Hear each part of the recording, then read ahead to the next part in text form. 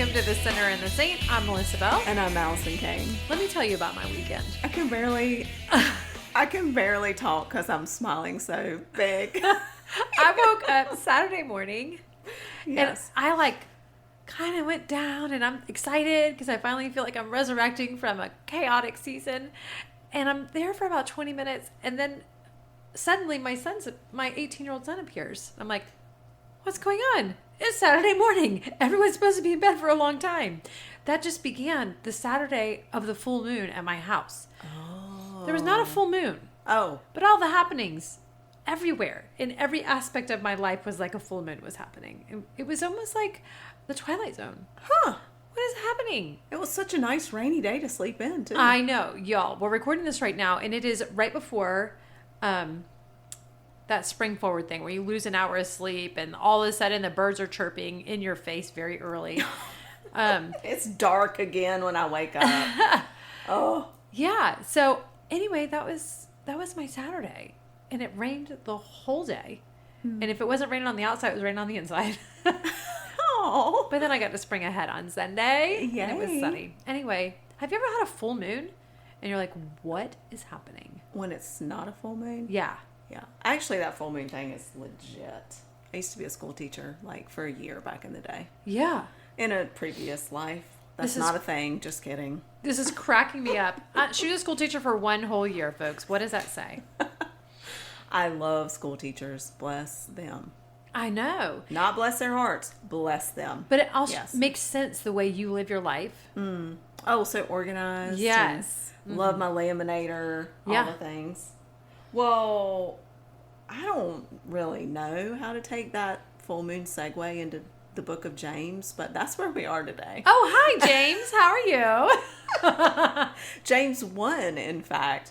Okay, this is the Message translation, y'all. And you probably heard these verses maybe before in another translation, but when I say the Message is gritty and in your face, you're going to get it in this one. Oh, gosh. Okay. Okay. I'm excited. This is verses 13 through 15, so it's just 3 verses. Okay. Don't let anyone under pressure to give in to evil say, God is trying to trip me up. God is impervious to evil and puts evil in no one's way. The temptation to give in to evil comes from us and only us. We have no one to blame but the leering, seducing flare-up of our own lust. Lust gets pregnant and has a baby, sin. Sin grows up to adulthood and becomes a real killer. Okay. So, Wow. that's awesome. Okay. Kind of hard to ignore that. It's like a full moon. Exactly. Oh my gosh. So yeah, I didn't give in to the temptation There you go. to lose my mind on Saturday. There you go. But, you think about it. This is such a good verse. Because that's where we fall. It's that little tiny, you know how you need like a mustard seed size of faith? Well, all you need is a mustard seed size of lust. Facts. And to allow that to grow. And it can produce. It grows. It gets pregnant. It's going to get pregnant, y'all, and then it murder has- somebody. Then, just saying. But it made me start to consider the difference for the first time between temptation and testing. We sort of throw those words together a lot. Like God tested me, or this is God testing me. Yes. And it talks about, this temptation, that we have no one to blame but ourselves. And so I sort of looked that up. Testing is, we go to school, we take a test. It's a process or like a systematic way to identify characteristics, knowledge, problems, that sort of thing. Test the water. Yeah. Yeah. They give me I have to do my driving test this year. Oh my gosh. Anyway, which actually they never ask you questions about the driving, just statistics, by the way, in case you're taking the testing. Gosh. Anyway. We'll get back to that. Yeah. Woo! Anyway. But then there's temptation or tempting, which is to entice to do wrong. And it's like by the promise of you're going to gain pleasure from this. So God is never the one. He may test us, right? give us the opportunity to make a decision, but he is not going to tempt us by enticing us. Right. He's not like, come to the dark side. We have cookies. Yes, that's right. That is, I mean, he's impervious to evil. Satan is the one who twists the words and makes it, makes it seem good. God wouldn't put us in that position of temptation and promise us pleasure from it, because that's false. Yeah. That's a lie. And our God is not a God of lies. Facts. But a God of truth. Yes. Interesting. So you're going to teach us a couple ways to identify. I don't know. So I just kind of want to, me and my rabbit holes.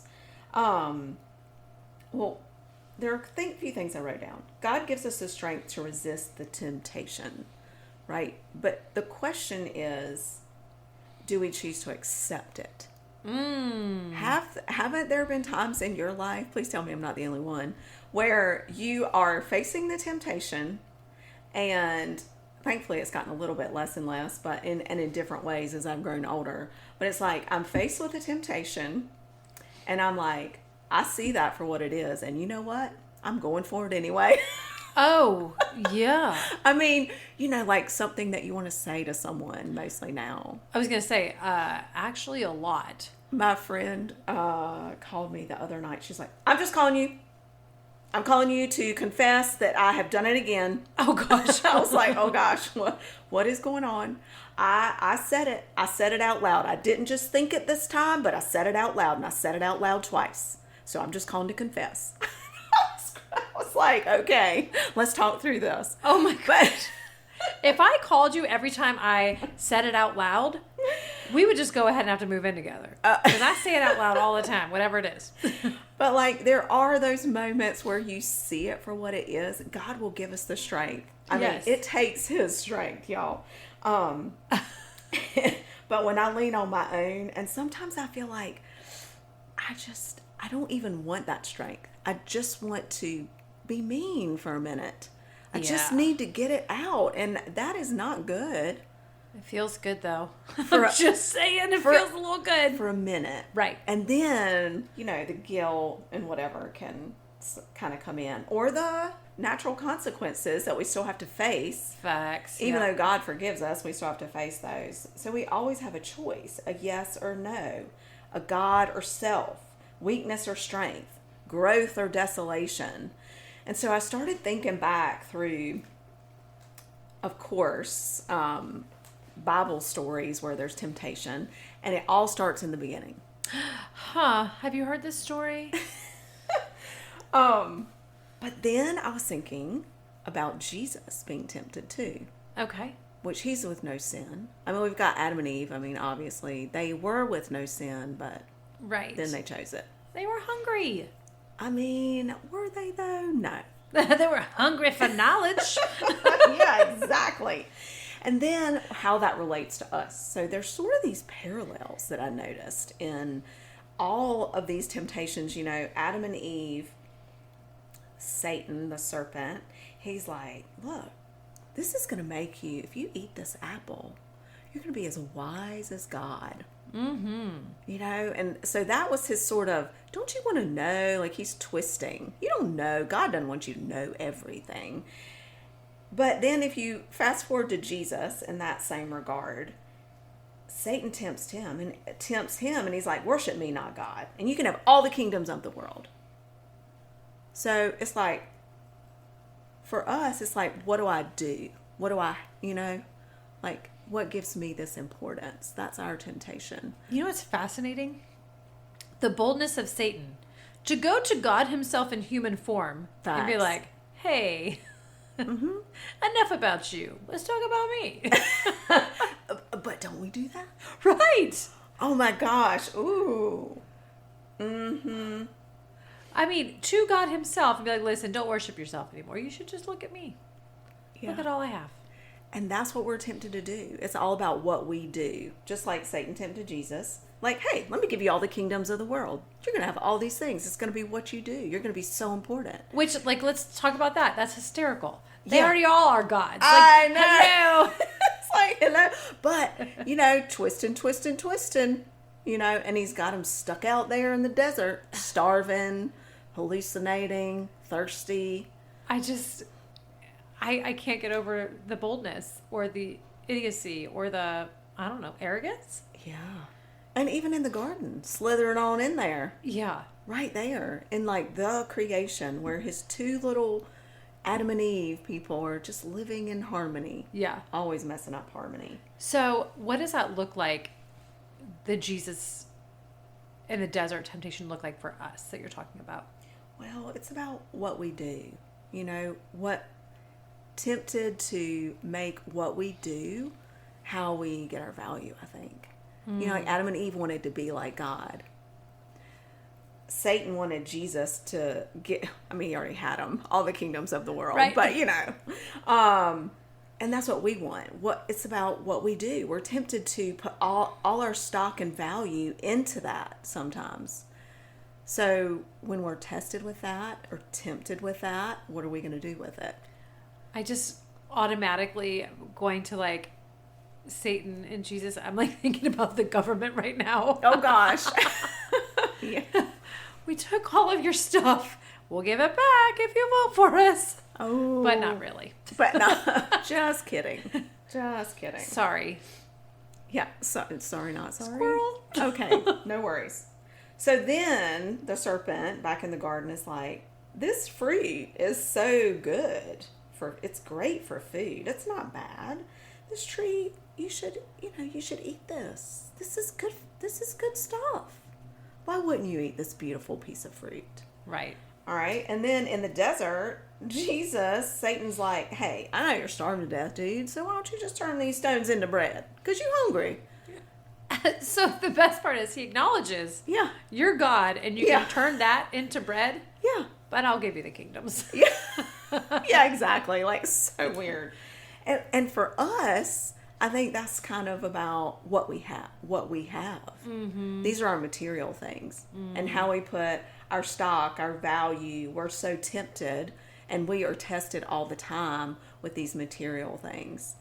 The haves, the have-nots, I want to do, but I can't. These people are doing it, but I'm not. Yeah. So there's a lot of temptation and testing in that. Yeah, and gosh, now more than ever, I feel like with social media, what are you going to do? Yeah. I have to have that Easter plate right now. Uh-huh. Like, meanwhile, I can't pay my bills, so I'm running up credit card debt, Exactly. Or that sweater for my dog. Yes. I mean, sorry, doggies.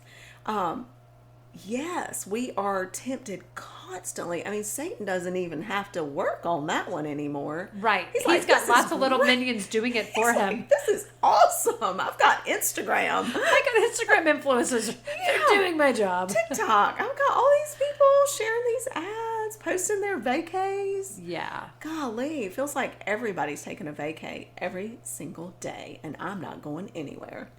It's so funny you say that, because today as I was getting ready, I was thinking, if we just got really busy living life, we'd probably be more fulfilled than we are instead of trying to create life on social media. Oh, just go live your life and stop trying to create it. So true. So true. Because then you wake up and it's all of a sudden March. You're like, oh, huh. I know. I feel guilty. This is weird. I feel guilty sometimes because I haven't been on social media for like 5 days. And I'm always a week behind things. I'll pull something up. I'm like, well, that looks like a weekend. It's like, oh yeah, that was last weekend. That was 7 days ago. You're a little behind in your scroll, your feed. I always find events and I'm like, oh, I want to go to that. Oh, darn it. That was 2 days ago. Yeah, exactly. But then I'm like, no, don't feel guilty about that. You were living your life. I was living my life. Yes. So there's one. All right. So this third one, things always come in threes, don't they? Yeah. Satan was talking about the apple, and he says, look how delightful. And it's like a delight to the eyes, this piece of fruit. Mm-hmm. Look how pretty it is. Like, not only is it good for you, like good food, but it's so pretty. Yeah. And, I'm sure, let's just admit that Eve was the one who fell. It's like a pretty new summer nail polish color. That's right. Like, look how pretty this one is. You don't have the money to get your pedicure, girl, but this is pretty. You need this on your toes. Right now. Right now for the beach. And okay, so then we go to Jesus. And Satan's like, throw yourself down off this temple. And then they're going to come and save you. They would never let anything happen to you, their precious person, like, you know, your image, that sort of thing. Because you're Jesus. So let's prove that, who you are and who you say you are. Mm-hmm. And then for us, it's like what others think about us. That's our other big temptation and testing. Yes. We get so caught up and consumed about our beauty or what we look like to others, proving ourselves to others. Right. Instead of resting and in who we are in Christ and not getting sucked into that. Right. Yeah. I mean, that's a big one.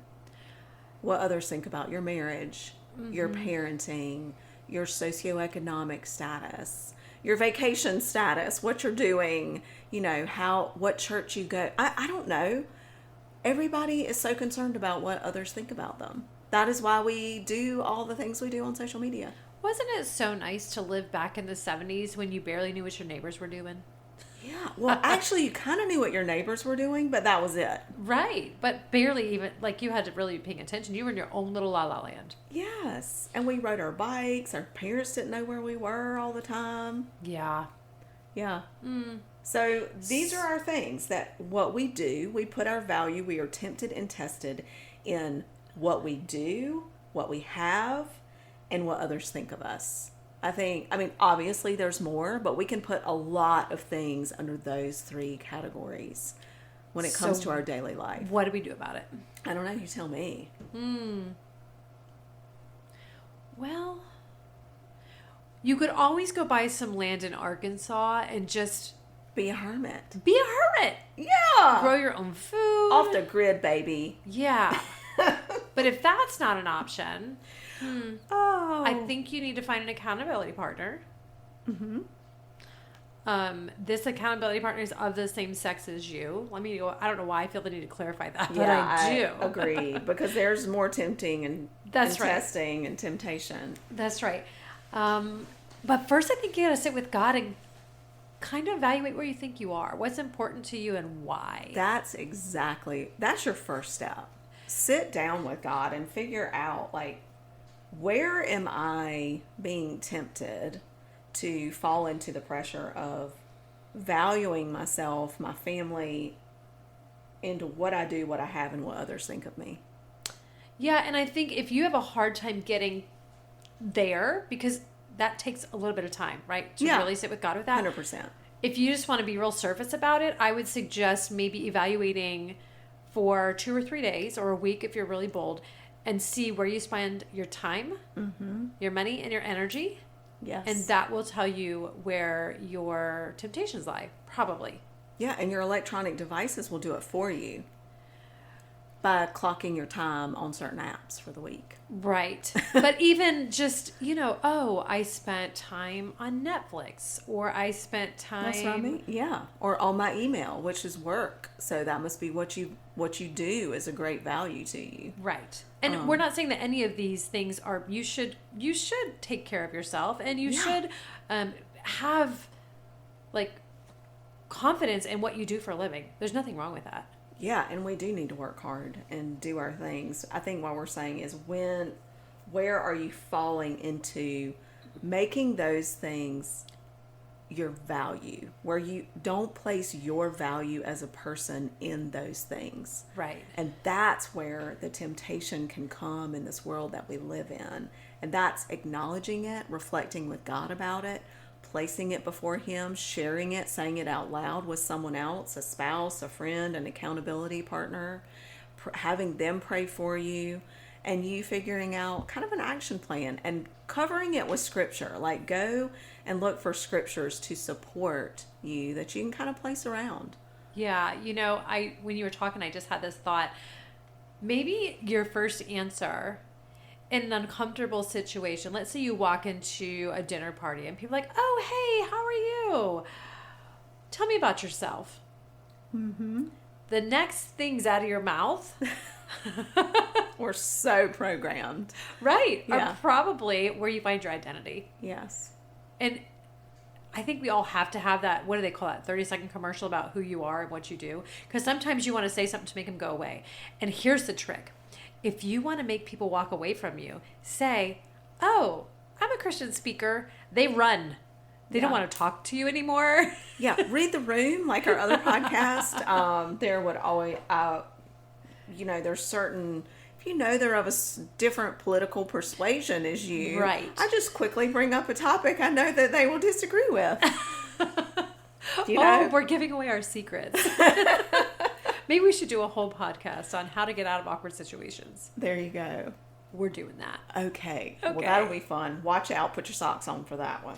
Have fun, guys, digging in and just seeing where you might be tempted. I'm actually a little afraid of this challenge right now, to be honest with you. This is a challenge for all of us, but God's going to meet us there. He's our living water. We're going to actually talk about water next week because it's getting to be beach season, people. And because I love water, it's really good for you. You should drink a lot every day. Your body weight. And you should walk barefooted in it at the beach a lot, too. Okay. I'd rather walk in it than drink it. That's not good for you, but okay. I mean, I do, but I'd rather walk. Yes, I don't blame you. Less time in the bathroom. You know what I mean? Yeah. Hey, thanks for sticking in there with us today on The Sinner and the Saint.